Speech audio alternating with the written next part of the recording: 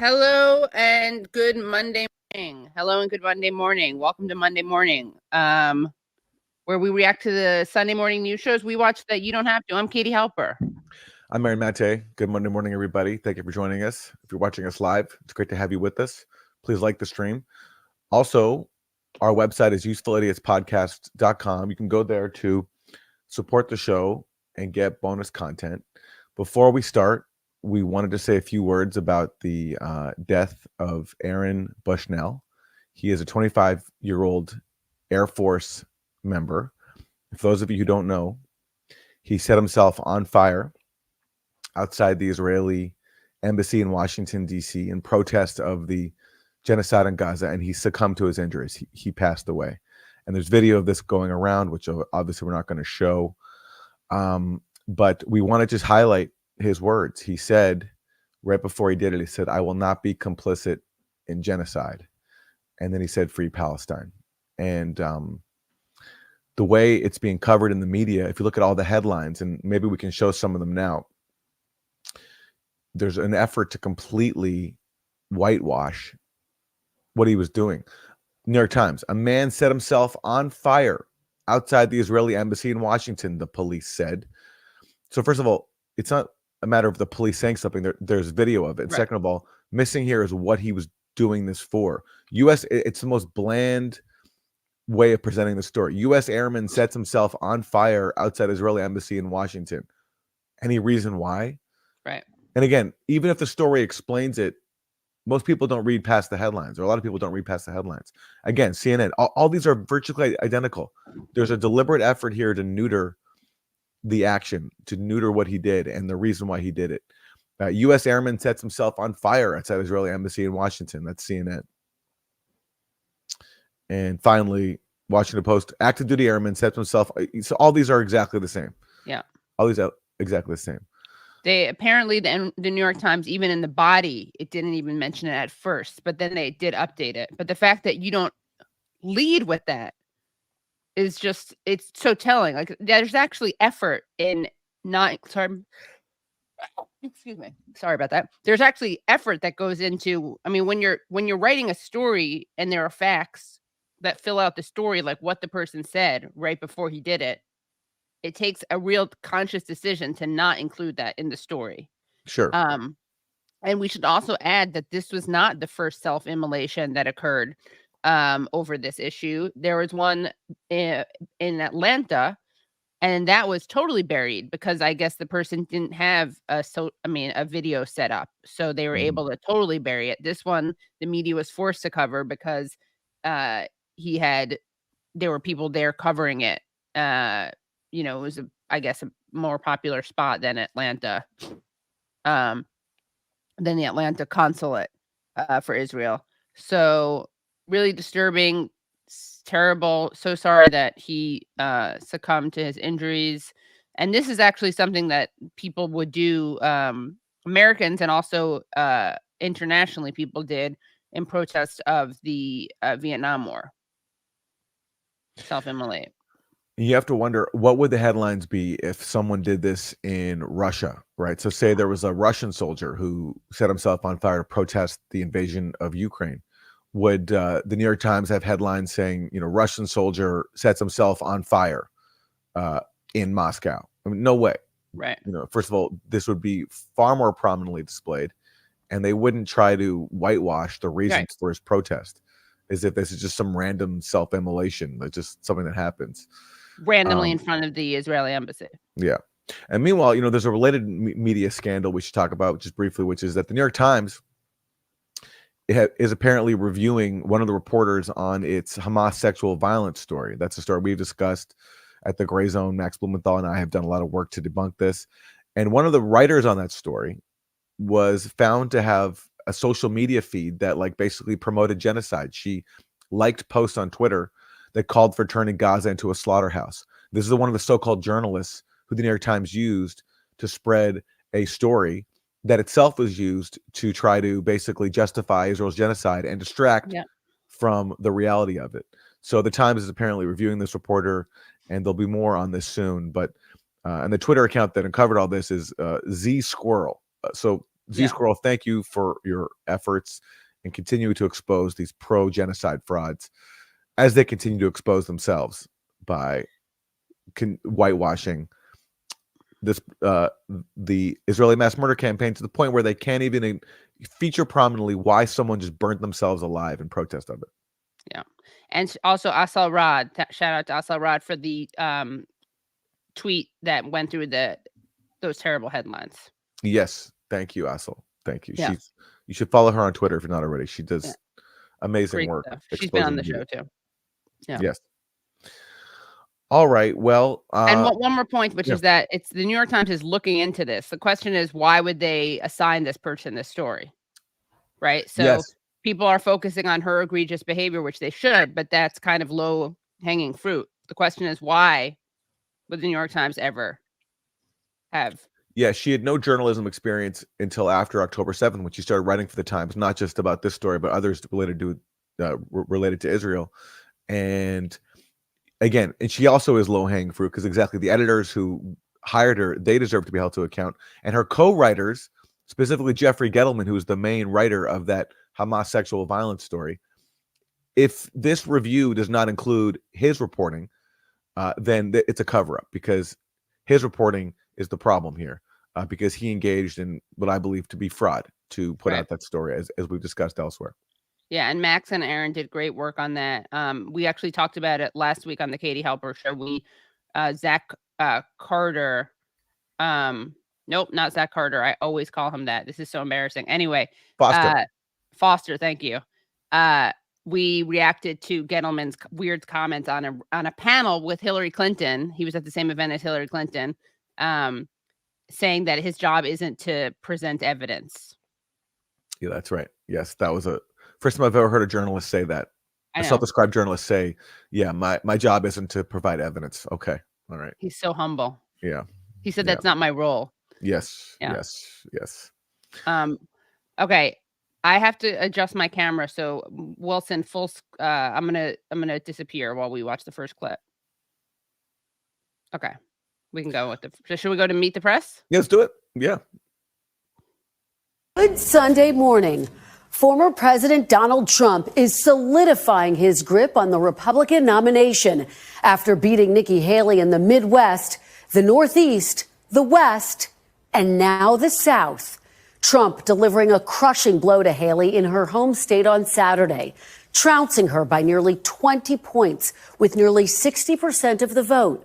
The former president dominating nearly every key group in the South Carolina Republican primary electorate, according to NBC News exit poll results. Trump now setting his sights squarely on the general election. In certain countries, you're allowed to call your election date. If I had the right to do it, I'd do it tomorrow. I'd say we're having an election tomorrow.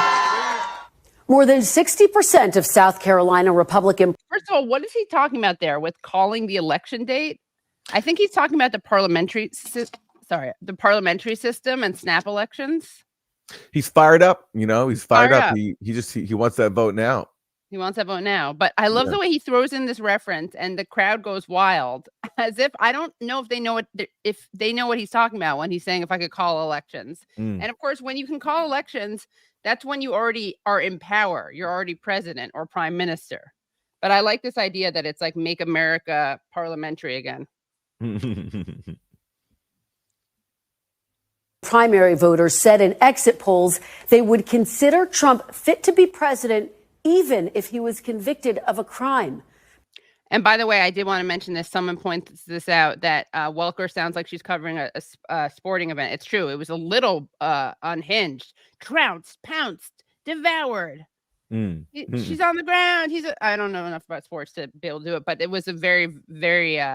she sounded like she was very excited about this. Pummeling. But Nikki Haley defiant, vowing to stay in the race through Super Tuesday, but not saying what will happen after that. I'm going to count it. I know 40% is not 50%. But I also know 40% is not some tiny group. In the next 10 days, another 21 states and territories will speak. They have the right to a real choice. not a Soviet-style election with only one candidate. So shout out to both Nikki Haley and Trump for highlighting foreign governing systems, Soviet style and parliamentary. They're really doing a good job at civic education. As former President Trump looks to a likely general election rematch with President Biden, a growing chorus of his aides and allies tell NBC News they want him to fixate less on personal grievances and instead focus on hitting President Biden and unifying the Republican Party. They want Trump to focus less on personal grievances. I'm going to say good luck with that. Yeah, seriously. If I was a betting man, I would not put my chips on that one. Yeah, do not do that. Yeah. Challenges of that were on display on Friday night during a speech at the Black Conservative Federation's annual gala in South Carolina. Trump griped about his legal troubles, including 4 indictments, complaining of discrimination. I got indicted a second time and a third time and a fourth time. And a lot of people said that that's why the black people like me, because they have been hurt so badly and discriminated against. And they actually viewed me as I'm being discriminated against.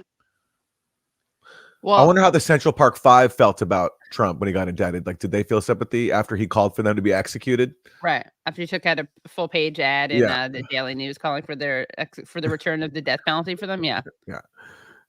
Like, does he include them in the black sympathy vote for himself? I don't know. Yeah. He was laughing at it. Got to give him credit. He did seem to realize how ridiculous it was. But it's also like only the Dems can hand him something like that, where he actually does get to look like a persecuted person. Yeah, what's weird is, we have 2 presidential candidates who have both made, who have terrible records when it comes to racism. Like, Trump obviously, again, took out a full page ad calling for the execution of the Central Park Five. Joe Biden oversaw the so-called crime bill, which massively increased the number of incarcerated black people and disproportionately punished them. Joe Biden also remember back when he was running against Barack Obama in the 2008 primary, he called Obama like a clean, articulate black guy. So these are 2 bigots, and those are our choices. He was anti-busing. He was really, that's right. Yeah.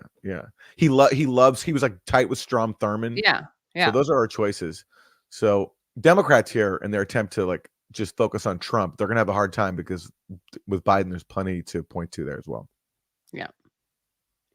All right. Let's go to our next clip, which is none other than, who do we got next? Well, this is unfortunate.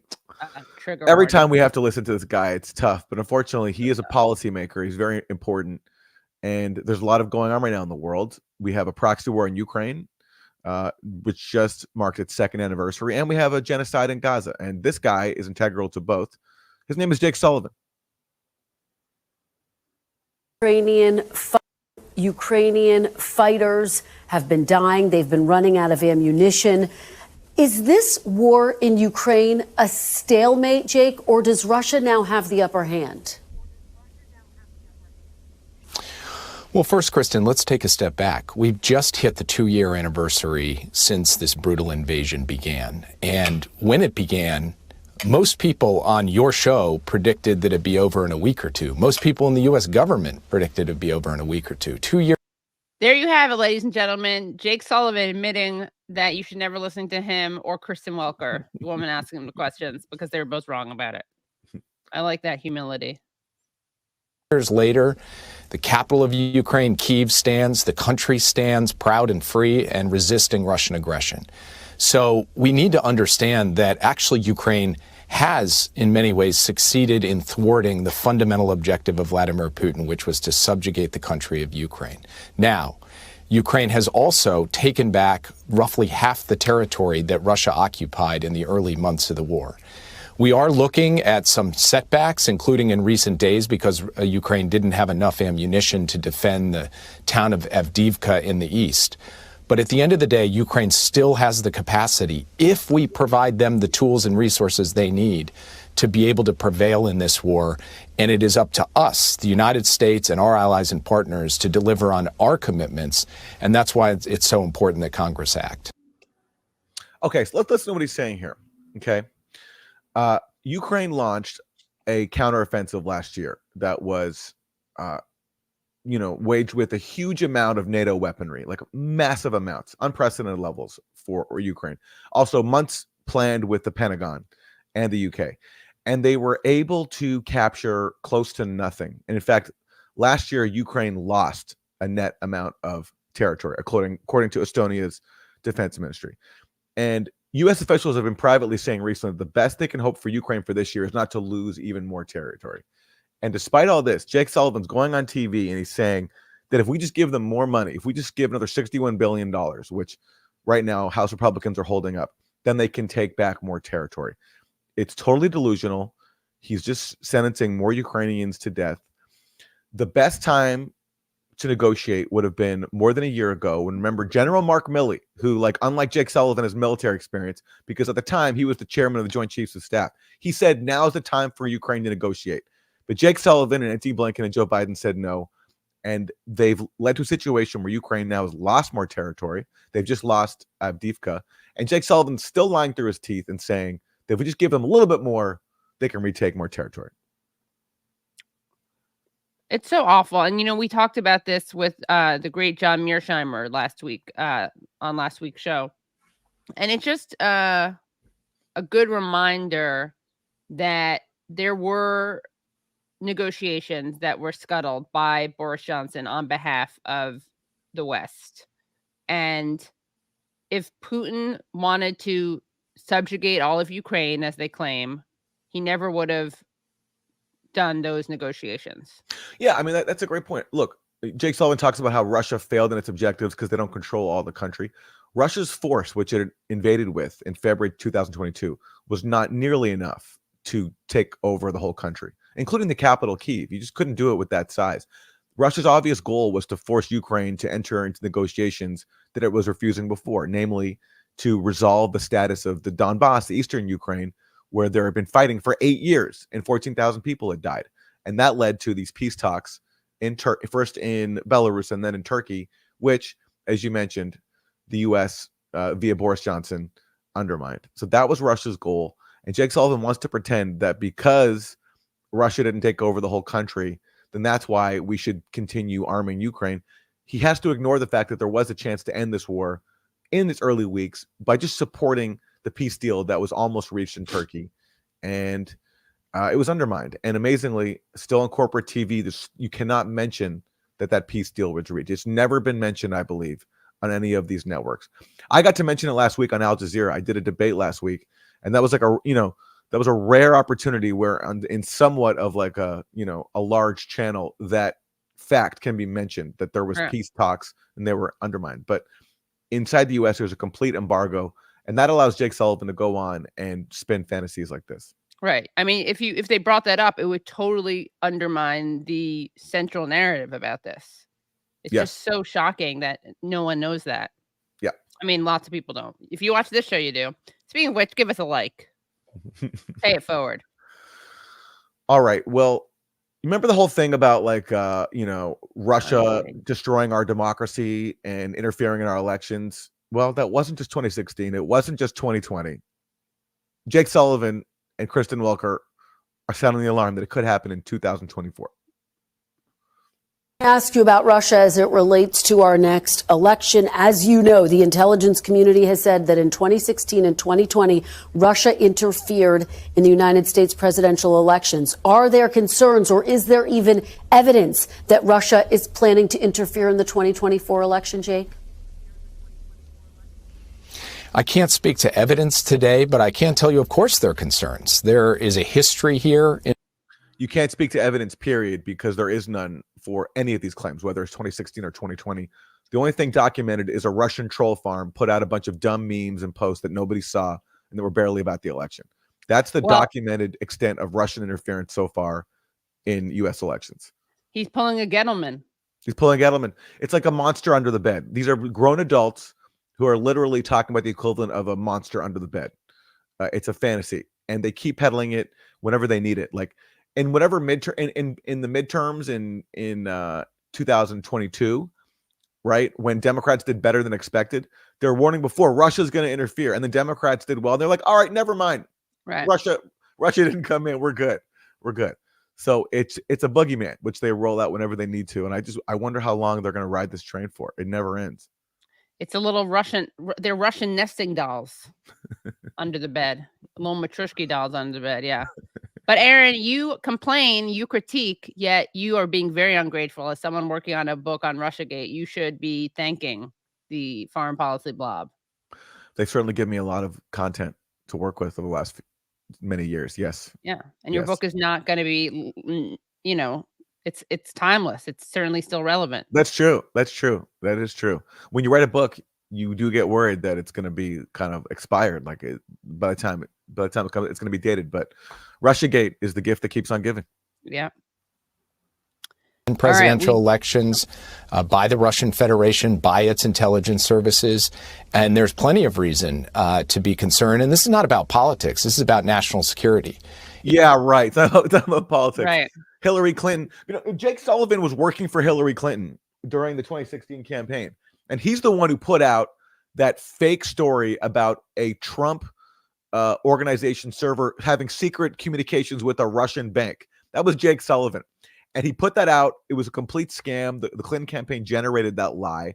And they used that to try to encourage media scrutiny of these fake Trump-Russia ties, which they also generated, and to encourage an FBI investigation of their scam. And now he's saying, so it's not political. No, Aaron, that was a question of national security. That's why he was ringing the alarms. Oh, my Lord. All right. He's like Paul Revere. Okay. Well, Jake Sullivan is, when he's not whipping up fake hysteria about a fake Russian influence operation and undermining peace in Ukraine, he's also defending Israeli genocide, which he's arming to the teeth. One more point is that it's interesting that both sides are kind of priming their base to reject the election results, right? So if Trump wins, it's going to be because of Russian interference. Mm-hmm. And if Biden wins, it's going to be because of the machinations and interfering that happened last time, allegedly. It's such a good point. Democrats love to claim that Trump hates democracy. He's trying to undermine faith in our elections. While meanwhile, for 8 years, they've been screaming that Russia controls our democracy because they installed Trump, that they hacked into the votes, that we can't trust anything because Russia is meddling with our democracy. So 2 peas in a pod. Yeah. Okay. Jake Sullivan, let's hear what he has to say about the genocide in Gaza, which he's supporting. Yeah, the other war that we're responsible for. Yeah. Yes.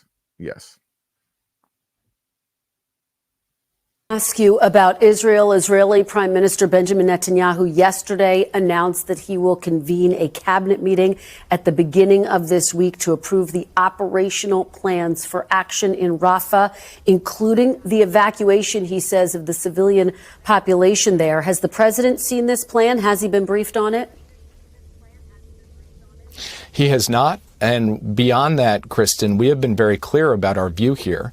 We're talking about more than 1 million people who have been pushed into this small space in Gaza because of military operations elsewhere. It's also the area where all of the humanitarian assistance comes into Gaza to serve all of Gaza. And so we've been clear that we do not believe that an operation, major military operation, should proceed in Rafah unless there is a clear and executable plan to protect those civilians, to get them to safety, and to feed, clothe, and house them. And we have not seen a plan like that. Well, is the president willing to withhold weapon sales until he does see the plan? What's he willing to do in terms of leverage? Anybody want to predict what Jake Sullivan's answer is? Are you willing to actually leverage your unconditional military support to ensure that there's a plan that you claim that you want? Anybody want to get what Sullivan's answer is? He's going to say, yeah, we're going to use all of our political and financial and material power to make sure that Israel does not commit war crimes that we would like them to not commit. Am I right? Let's see. Close? Let's check the tape. Let's check the tape. Let's go to the videotape here. So I'm not going to get into hypotheticals because at this time what we are doing is telling our Israeli counterparts privately, just as we are saying publicly, that we believe that this operation should not go forward until or unless we see that. We haven't seen it, but we're waiting to hear from the Israelis on that front. So I like that he spends the first half of this clip talking about how terrible it would be to not have plans for civilians to protect, house them, evacuate them, knowing full well that they aren't doing that, and then saying that they're not going to do jack shit about it. I'm not going to get into hypotheticals about the hypothetical that I just claimed I care about. Exactly. Right. I'm not going to actually threaten any consequences for the action that I claim I'm trying to avoid. Or for the thing that I claim that they have failed to provide us evidence of. Yeah. Meaning, like, the onus is on them to show that they're not going to be killing. I mean, it's so ridiculous because they're already like massacring civilians. It's Yes, not a hypothetical. yeah. And of course, the premise of his statement is ridiculous to begin with, because there should be no Israeli operation in Gaza. Right. It's not contingent on a plan to like pretend that they're going to have a safe place to escape to. They've already escaped from Israeli bombardment and massacres elsewhere. That's why they're hiding in Rafah, because they were told to go there because it's safe. So there's no plan that Israel can produce that would justify more ethnic cleansing. The ethnic cleansing should stop. And what Jake Sullivan's really saying is we need a clear plan that allows us to pretend as if there are plans to protect civilians. That's what he's really saying. This is so disgusting. Like, they're just, I keep in my head, I just see this image. It's like a human, like they're pushing. It's like when you are sweeping and you gather all the stuff that you're sweeping into one spot to eliminate it. Yeah. That's what they're doing with people. They're pushing them all into this one area only to eliminate the people remaining there. Yeah. While people are starving, literally dying of starvation, while Israel's still blocking vital aid, firing on aid convoys, firing on the police that are escorting those convoys. And Jake Sullivan's out there pretending that, like, if just Israel gives them a plan, then they can go ahead with this ethnic cleansing operation in Rafah. And you also have Israelis protesting the aid trucks.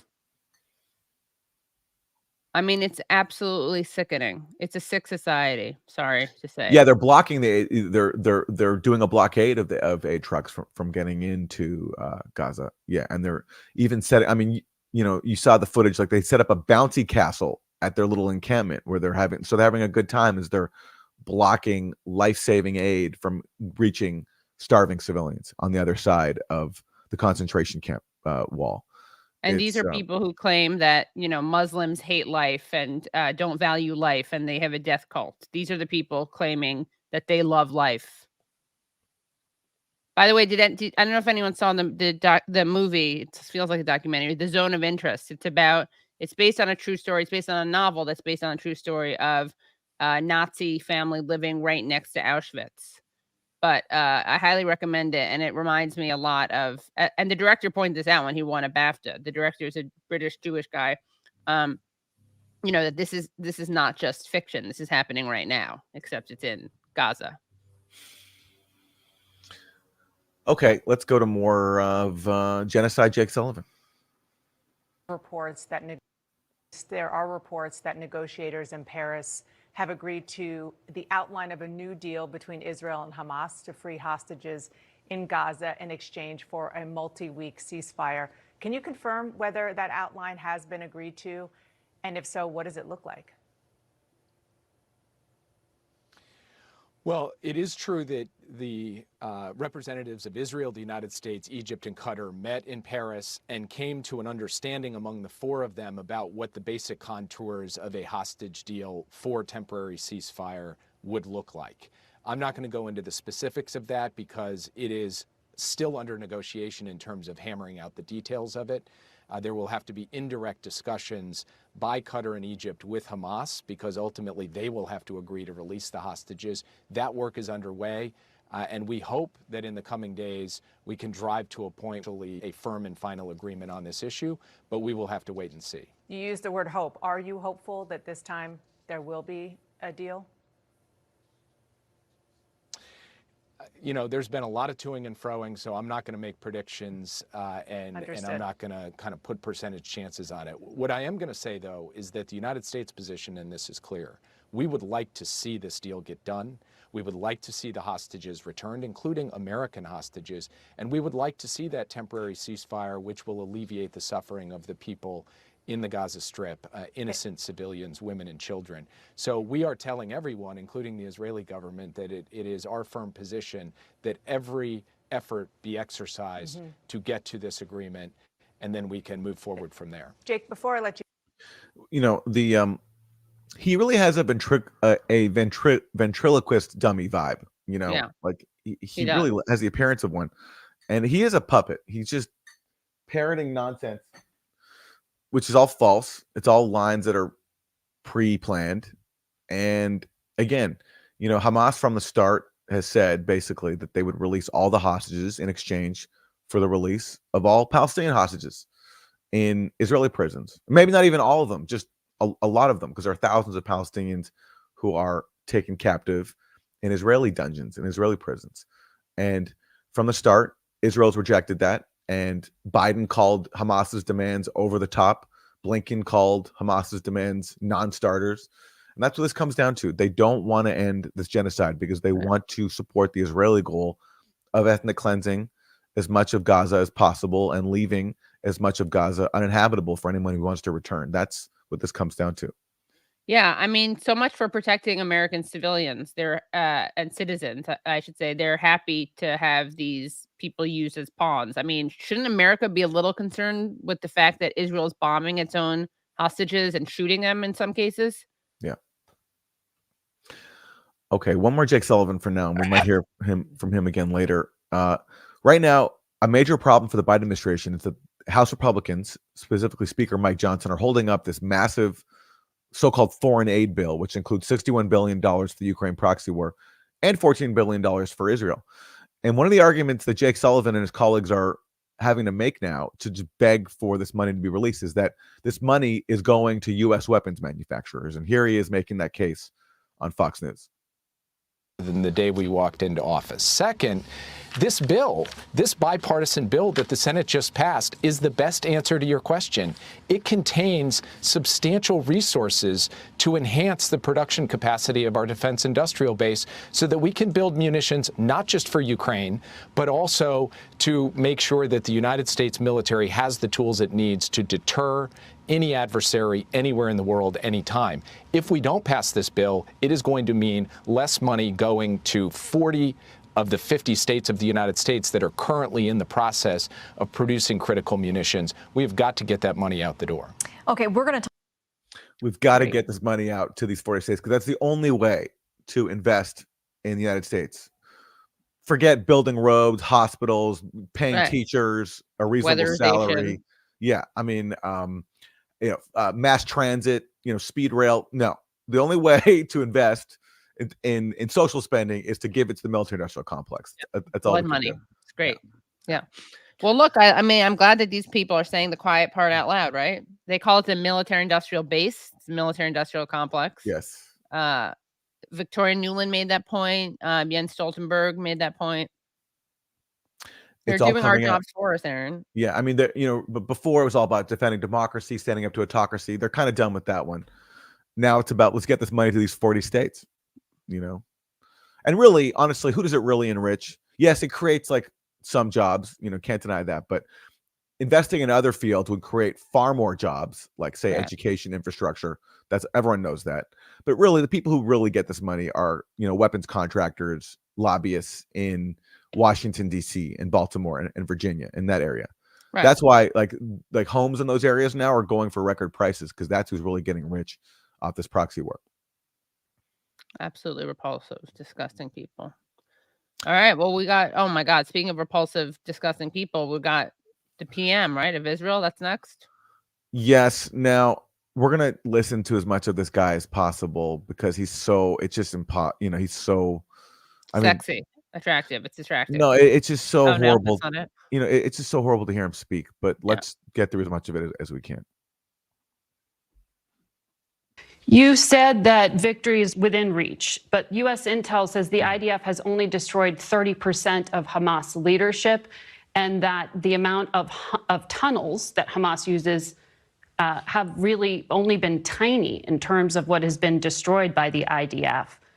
There is growing distrust of you personally, sir. You know this, in the U.S. Congress and within the Biden White House.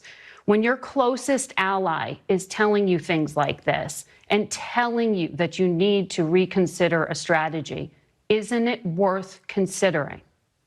Sorry, Margaret, that's a lame ass question, because whatever Biden administration officials are leaking out to the media to make it look as if they have concerns about Netanyahu, their actions say otherwise. Right. And so to try to like come at Netanyahu and pretend as if he's under pressure from the US, it's a false premise. It just, you know, it's like, it's ridiculous. She's buying into the Biden administration's spin, which is undermined completely by their own actions, which is giving Israel a green light to commit mass murder and all the weapons to do it. So this is actually a lame form of questioning, and we're going to see it in his response.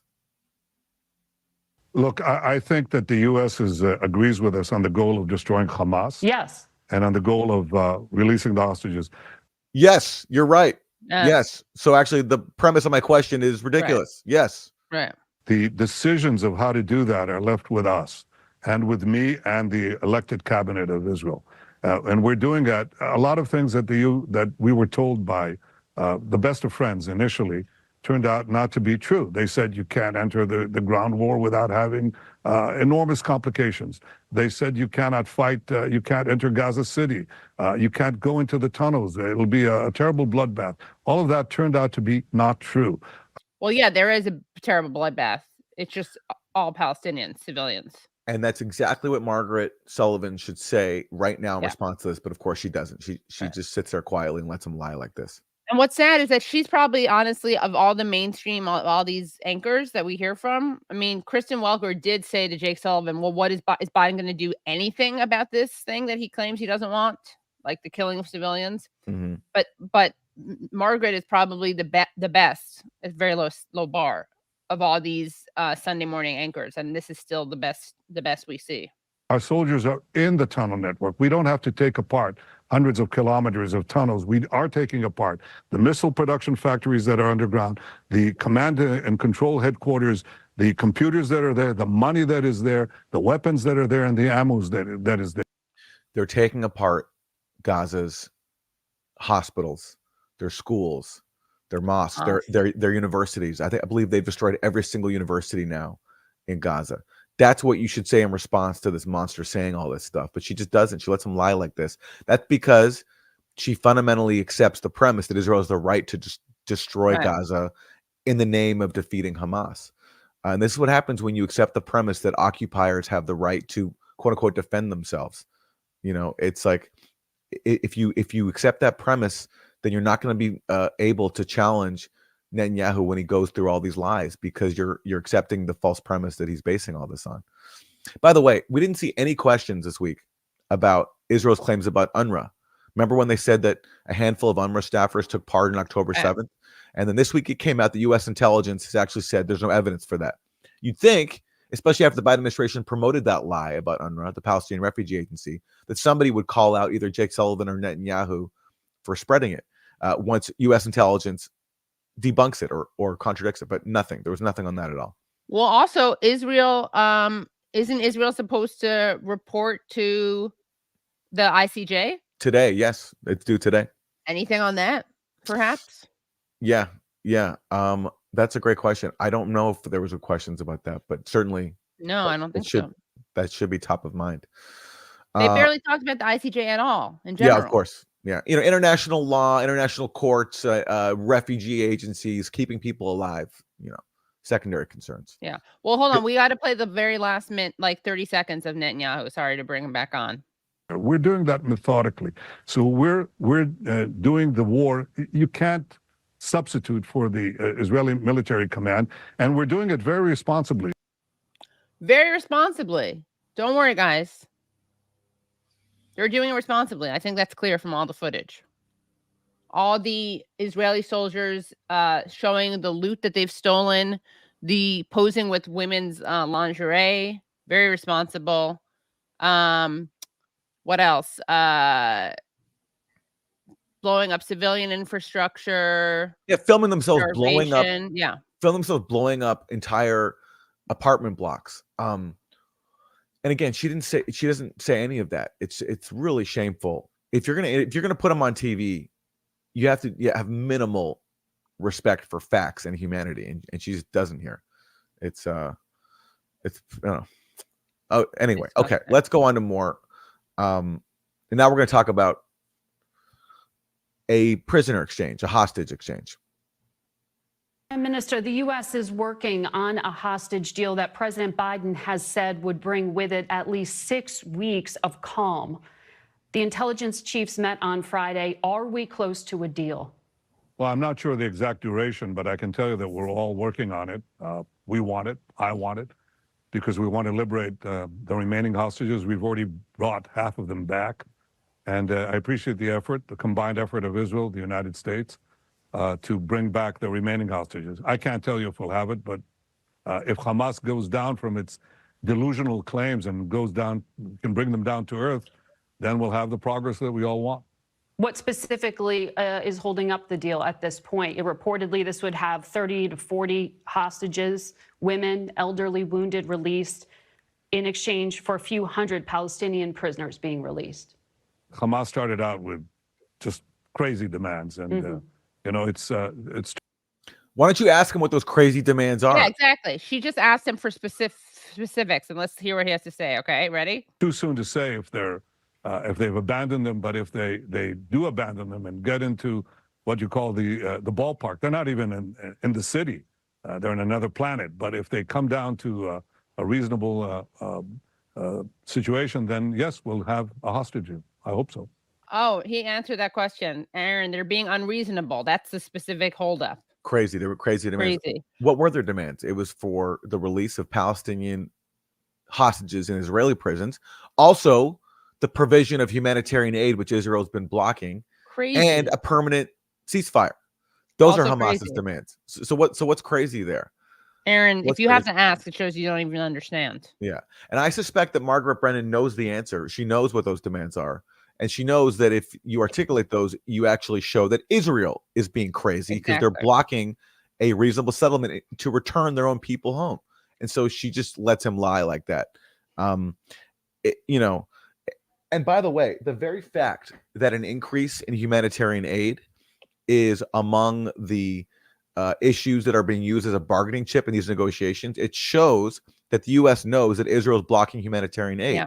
Because in the recent details of the proposal that's been worked out in Paris, the U.S. said, there will be an increase in humanitarian aid.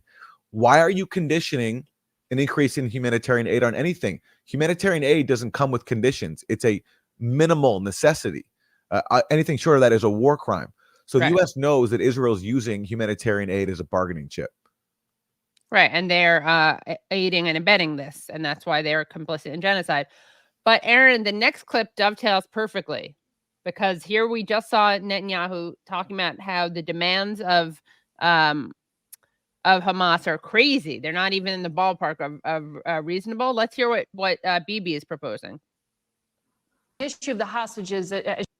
On the issue of the hostages, as you know, time is of the essence here. So if this deal happens and there are 6 weeks of calm that go with it, does that provide an opening to end this war, or will you still go into southern Gaza, into Rafah, regardless? Yeah, well, victory is within reach, and you can't.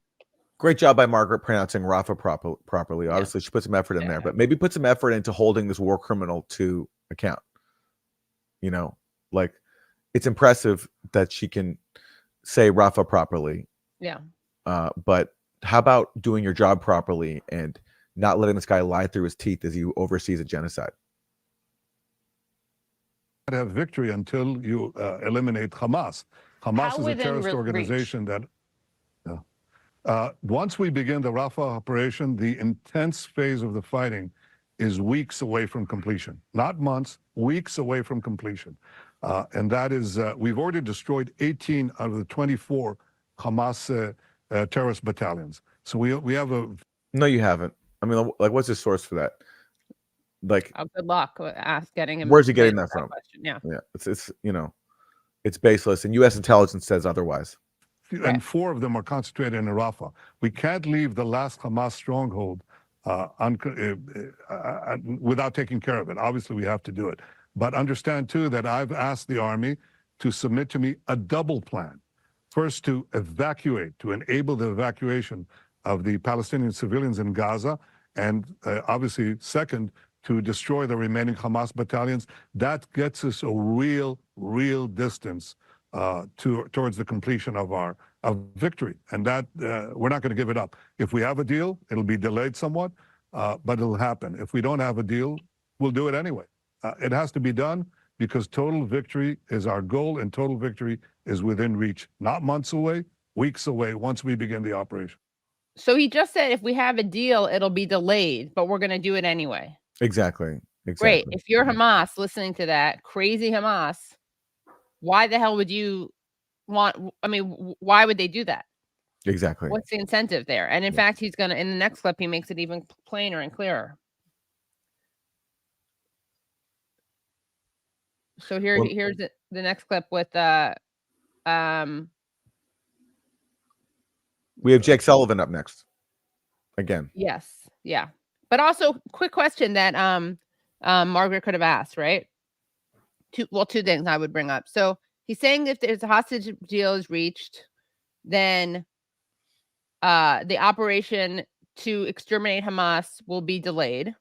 So why would Hamas make a deal with people who are planning to exterminate them anyway? Okay. Then the other thing is, he says it's a double plan, first to evacuate civilians, then to destroy Hamas. Where is he evacuating these civilians to? Where are they going? Yeah. That would have been a good question for Margaret to ask. Yeah. Like, well, I believe he says that they can go back to the north. That's the Israeli plan, where people are starving and where actually currently they can't even flee because Gaza's cut off by Israel in half. So basically, he's saying they can go back to the north where Israel's destroyed all the homes, pretty much. Sounds great. That's, I think, the Israel. And what they're not saying is also he wants them to flee into Egypt. Egypt, right? Yeah. I have to ask about what happened this past week with the Israeli Prime Minister, Benjamin Netanyahu. He outlined a vision for post-war Gaza. It would keep indefinite Israeli military control over the West Bank and Gaza, maintain a buffer zone along the border with Israel and Egypt, give Israel complete control over entry and exit into the Gaza Strip. Now, an Israeli official told CNN that the plan was aligned with the U.S. Is that true? Does the White House see this as a realistic proposal? Well, frankly, Dana, I haven't had any Israeli officials send that plan to me, so I'm not going to speak to that plan. Our position is very clear about what we expect with respect to the future of Gaza and our overall vision for the future of the relationship between Israelis and Palestinians. We have laid out in detail, both publicly and privately, where we are on that, and I look forward to hearing more directly from the Israeli government what their intentions are. And from what I have seen in the reporting, I have some concerns. Great. Which again, as we heard before when he spoke to Meet the Press, he's not going to do a single thing about. So yes, we have concerns, but we're going to continue to arm Israel's mass murder campaign, and while claiming we have concerns, and then we're having these deep, intense, private conversations. But Aaron, don't you feel better knowing that they have concerns that they're not going to do anything about? Okay, Also, I think we can skip Netanyahu. I don't think we need to hear more from him. Subject them to more, but it is embarrassing. I mean, he's basically saying, "Oh, we didn't see those plans. Whoops, our close partners, Israel. We'd love to see them. Can't comment on them." But I just want to say one thing is that in the next clip that we're not going to watch, Netanyahu asks. First of all, he mentions all these lies, like the beheaded babies, and doesn't get called out. But he also says, "What would America do?" Right? If this. Okay, listen. Let's just watch it. Let's just watch it. Without Borders. Doctors Without Borders went to the UN this week and said the civilian toll in Gaza is so high, they came up with a new term: wounded child, no surviving family. Save the Children says there are over 1,000 children who have lost a limb over these past days since the beginning of the October 7th war. What Hamas has done is horrific, but President Biden has said your actions, sir, are over the top. Aren't you concerned that Israel is creating more terrorists than it is killing? I think that any How is that the issue when you're committing mass murder? When you're committing mass murder, the question is not like, aren't you concerned you're creating more terrorists who will fight you? The question should be, aren't you concerned that you're a genocide? That you're a genocidal government? That's the question. Like, how is this about like who's gonna like? You're creating more terrorists. And first of all, you're not. It's like it's such a disparaging term to describe people who are resisting occupation. It's so insulting on so many levels. Yeah, These questions really are just so ridiculous. Civilian casualty is a tragedy, and I don't say that half-heartedly. I lost a brother in war. I myself was wounded while releasing hostages from a kidnapped, from a hijacked plane. I've lost friends in battle. And because of that, we should think that you give a shit about Palestinians or his own hostages, which right, or his own. Yeah, you're got. right. Yeah. Exactly. Yeah. I know what it means to lose friends and what it means to lose family members. So we don't have an argument there. But this war has been forced upon us by a cynical enemy that not only targets our civilians, has raped, beheaded, burnt babies alive, killed children in front of their parents and parents in front of their children. And this is why, for people who wonder why some of us take our time to challenge these claims from October 7th. This is why we do it, because they're used to justify an ongoing genocide and to distract from it. So the beheaded babies, we know that's a lie. These claims of rape, every allegation that's put out so far lacks evidence to support it, to say the least. And it relies on witnesses whose claims are transparently false and are undermined by the available evidence. There's also still no forensic evidence at all to support the rape claims. And it's important to assess claims based on evidence, even if they're really difficult to discuss, especially if they're being used right now by a mass murderer to justify his actions and his continued war mongering. And the fact that he says these things and no one says, wait, those claims have actually been debunked, Mr. Prime Minister. Yeah. Okay. Is that enough of Netanyahu now? We gotta watch a little bit more of it. Sorry. Okay. All right. Enemy not only targets civilians, but hides behind civilians, Palestinian civilians. So they're committing a double war crime. I have to come back and say that in terms of the way this battle is fought, there is no parallel to the difficulty that we face. And John Spencer, the head of urban warfare at West Point, says that no other army has faced such a task. He gives one comparison. Yeah, that's not the question I asked, though. Comparison. Well, it is, but that's the answer. You can't say, oh, you give immunity to the terrorists because they're hiding among civilians and forcing civilians not to leave. So what do? You say, okay, we'll give you immunity. Hamas survives. Will live to fight another, to commit another massacre and another massacre. What would America do? Yeah. What would America do, Margaret, if you faced the equivalent of 29/11s, 50,000 Americans slaughtered in one day, 10,000 Americans, including mothers and children, held hostage? Would you not be doing what Israel is doing? You'd be doing a hell of a lot more. And this is where Margaret can say, well, if America was, if she had any like remote sense of journalism and fidelity of facts, she was saying, if America was occupying people for decades after ethnically cleansing them and stealing their homes, America will be obligated to end its obligation to end its occupation. That's what she could say. Well, yeah, she could say that. And she also, like, on a much more basic level, she could say, well, look at what we did on after 9/11. Now, I oppose both of those, like the Iraq War and Afghanistan. But even the United States, which commits war crimes, they observe some rules of war. They said, okay, women and children and civilians leave, and then we're going to bomb. And I'm not downplaying the war crimes they committed, but the murders of civilians were not part and parcel of the United States' plan the way it is Israel. So even that question, I would say, what would we do? Okay, we did 9/11. The Iraq War was a mistake, and Afghanistan were mistakes. We can show that they didn't make the United States safer, right? But even within those unjust, immoral wars, more efforts were made. Same thing with Russia and Ukraine. There are humanitarian corridors. They do let them out of the country. They don't trap them and then bomb them. So there. All right. Well, thankfully So that's what Margaret should have said. Yes, and thankfully we've reached the end of our Netanyahu clips because he's just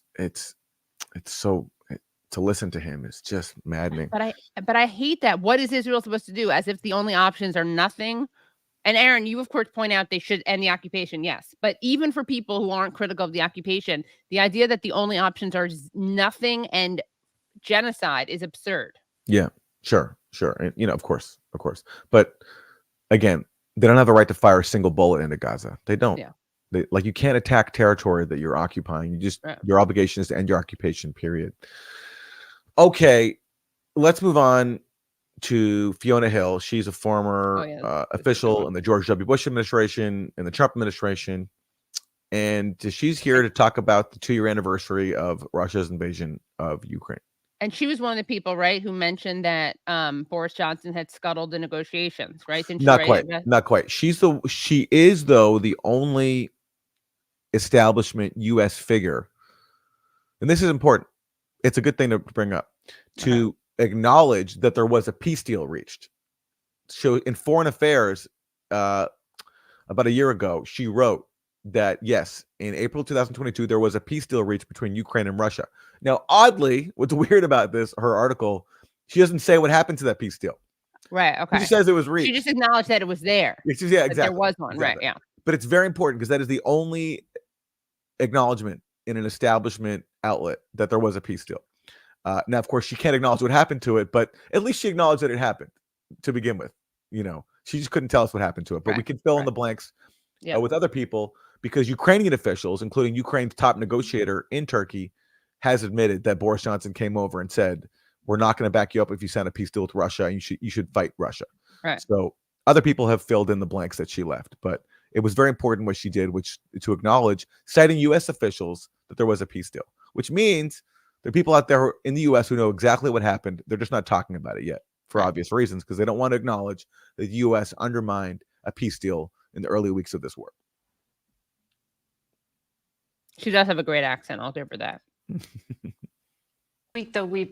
This past week, though, we saw not only the victory in eastern Ukraine, you saw the death of Alexei Navalny, you saw Russia take another American prisoner because she donated $50 to a Ukrainian charity. He seems very emboldened right now.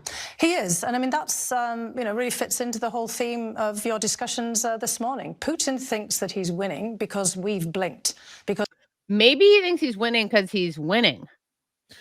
Yes, and because, Barack Obama and Antony Blinken, back when the policy was different, they said that, if we have a war with Russia, it's going to play to their advantage because of their size and their proximity to Ukraine. So no matter what we do, they're always going to win. So that's why he's winning, as Obama and Blinken predicted years ago before the policy changed to encourage an all-out proxy war with Russia. But let's give Fiona Hill a chance to elaborate. Let's hear her theory, okay?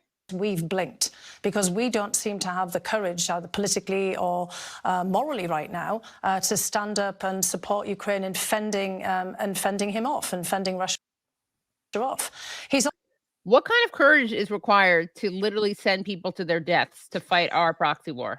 Exactly. The courage. Yeah. And to encourage them to launch a counteroffensive, which we privately knew would not succeed. That came out in the Pentagon leaks, that the U.S. knew that the counteroffensive they were planning with Ukraine would require huge levels of Ukrainian casualties, and that they didn't have a good chance because they have no air power as opposed to Russia. And their missile defense also is not as strong as Russia's. So, yes, it takes so much courage to send people off to death knowing that they're going to die beforehand, when, of course, it's not us who are dying. So, so who cares? That's the courage she wants more of. Also, basically a month away for his reanointment. I can't really call it an election as the president of Russia. And Putin's basically saying, you're going to have me until 2036 because he can have 2 more 6-year terms. And I'm so much in control of this situation that I can do literally whatever I like. He's trying to intimidate everyone and to basically remove any sense of hope whatsoever. And, these targeting of, a young woman who's given $50, I mean, that's actually fairly ridiculous. But the whole message of it is to say, I'm in business. Any kind of dissent, no matter how minor, will be punished with the full weight of the state behind it. Every Russian political prisoner obviously should be released, including this young woman who just got arrested. Also, there is a Marxist sociologist who's anti-war who just got a 4-year sentence in Russia for a really mild post on social media, basically just acknowledging that the bombing of a bridge in Crimea was a setback for Russia. And he got sentenced to 4 years in prison. So obviously the Russian system there is being incredibly draconian. And we should apply the same standard to ourselves, because right now, among other things, we're trying to extradite Julian Assange for the crime of exposing U.S. state crimes. So political prisoners, whether they're in Russia or they're Julian Assange, everyone should be freed. And let's hear for once U.S. corporate media channels apply to ourselves the same standards that we hold others to. Absolutely. Absolutely. Amen. And free Julian Assange. Okay. In our last few minutes, we're going to turn to Martha Radditz of ABC News, notorious warmonger. She loves to promote war. And to mark the 2-year anniversary of Ukraine, she traveled to mark the 2-year anniversary of Russia's invasion of Ukraine. She traveled to Ukraine, and her findings are sobering. Yes. In the last 2 years, doctors here have treated more than 25,000 wounded soldiers, transfused 14 tons of blood, amputated more than 3,500 limbs, and performed more than 1,300 brain surgeries. You know, it's amazing that it makes me think of the amputations, which are horrible. I mean, this is a terrible war, but these people, and I'm not making light of it, if they were in Palestine, they'd have to undergo amputations with no anesthesia. Just a reminder. Yeah. Of the difference between these two wars. One of the many differences. American neurosurgeon Dr. Rocco Armanda is here volunteering in Ukraine for the second time since the war began. He now practices in Washington, D.C., but began his career as an army surgeon. You had so many injuries during Iraq and Afghanistan and treated soldiers from those wars. How does this compare? That was 1/10 of the number of patients that I've seen here. What we had over 20 years of war is basically what they've had in 2 years, very simply put. Yeah, because you were fighting an insurgency there versus an army. But yeah, sorry, keep going. I want to talk about the same. You know, like this sounds like we should be, sending more weapons so that even more people will get sent to his hospital, rather than maybe, I don't know, supporting the negotiations that have been on the table from the start of this war and that we've undermined at every turn. And then even General Mark Milley advocated over a year ago, that top U.S. military officer. But somebody who does not want to see negotiations is this doctor himself, as he's going to explain. We're actually much, much better. Dr. Armanda says lack of U.S. aid as the war drags on is clearly having an impact.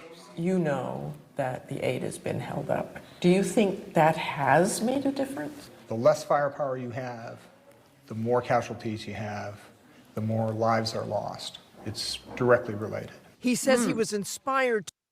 Okay, great. So we have a doctor advocating for more weapons rather than maybe, I don't know, let's try diplomacy.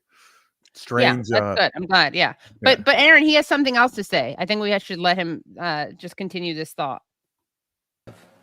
The more casualties you have, the more lives are lost. It's directly related. He says he was inspired to volunteer here again because of the oath he took in the U.S. Army.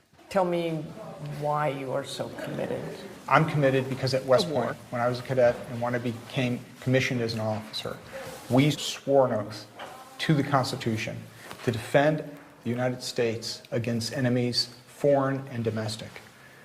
This is a foreign enemy. Russia is an enemy against the United States, against democracy, against human rights, against all of civilization. And if there's ever a place, a time where America needs to lead, this is the place. In the hospital. I like it because he's admitting this is a proxy war. We are fighting a foreign enemy, and that foreign enemy is Russia. Dr. Proxy War, you're needed in Ward 2 to treat another person who you've cheered on in setting off to their death. Yeah, whose death you're advocating for. Yeah, disgusting. Well, Martha seems to have a bit of a one-track mind, because she just asked him the effect of not sending more aid, right? By which she means weapons. Yes. Right. Yes. Now let's hear. She has a similar question for another guest. This can be our final clip, but No. Well, there's one more clip I want to show of Martha, actually. yeah, that's what I mean. I think we're setting up the same one. No, we're not. Oh, we're not. We want to see this one first, and then we'll go to Majority volunteers. We are with the 3rd this Assault is the one. Brigade in Ukraine. We can't say exactly. Okay, let's just go. Just What's go back the a 3rd little bit. Assault Brigade, by the way, Aaron. Let's hear that again. Yeah, this was the clip I wanted to show. Soldiers keep fighting. The majority volunteers. We are with the 3rd Assault Brigade in Ukraine. We can't say exactly where we are, but this is one of the fiercest brigades in all of Ukraine.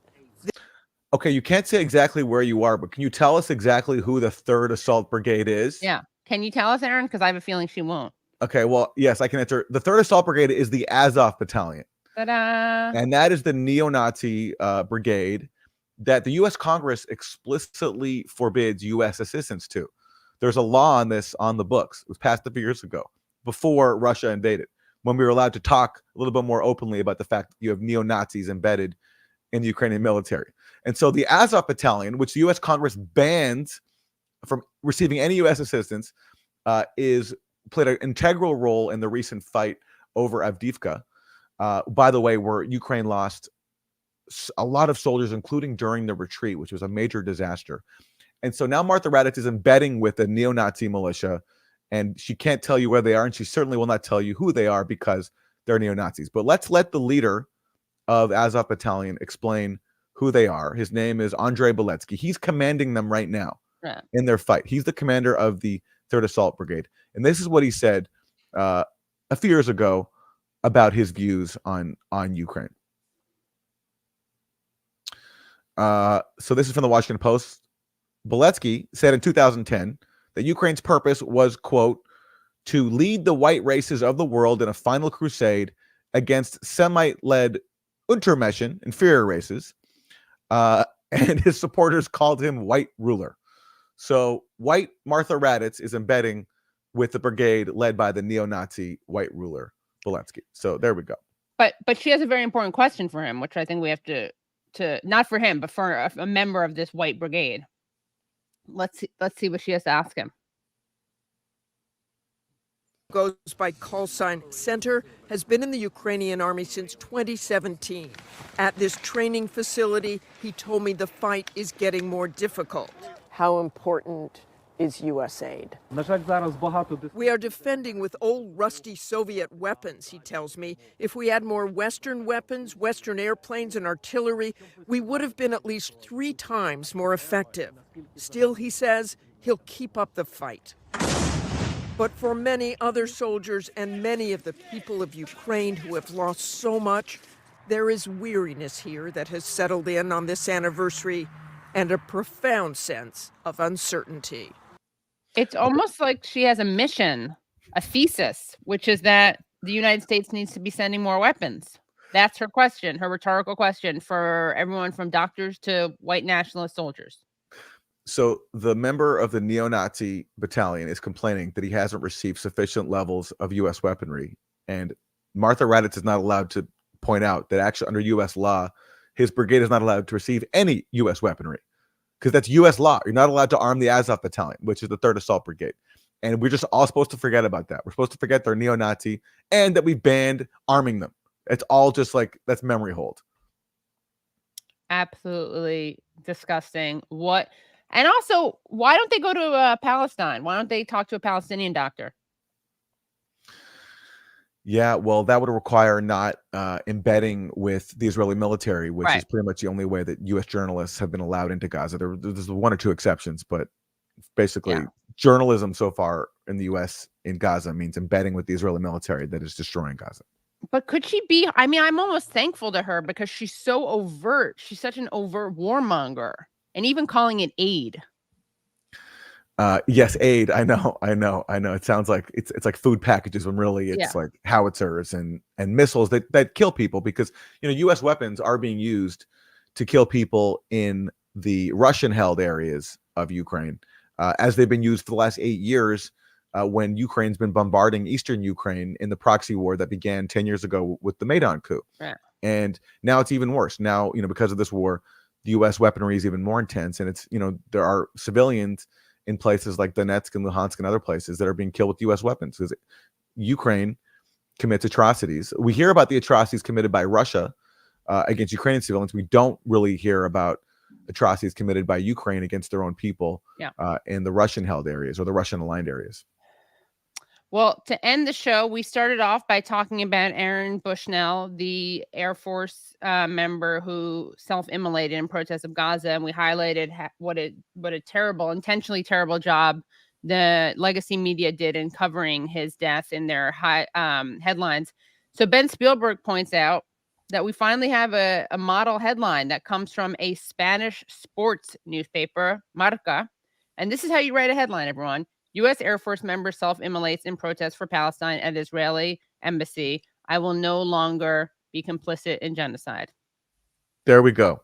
Is that so hard? New York Times, CNN, Washington Post, Reuters, to this guy burned himself alive to protest a genocide. You can at least acknowledge that in your headline without trying to make this like some banal self-immolation, as if he just happened to go in front of the Israeli embassy and burn himself. It's awful. And yes, he did die. He did die. He succumbed to his injuries. He did, and it makes sense. Like these outlets work so hard to whitewash the Israeli genocide, so it makes sense they're going to whitewash the self-immolation of someone who's protesting the genocide. It's consistent. Absolutely. Well, thank you. All right. I mean, it's heartbreaking, the news about Aaron Bushnell. The news is heartbreaking about Palestine, and keep protesting.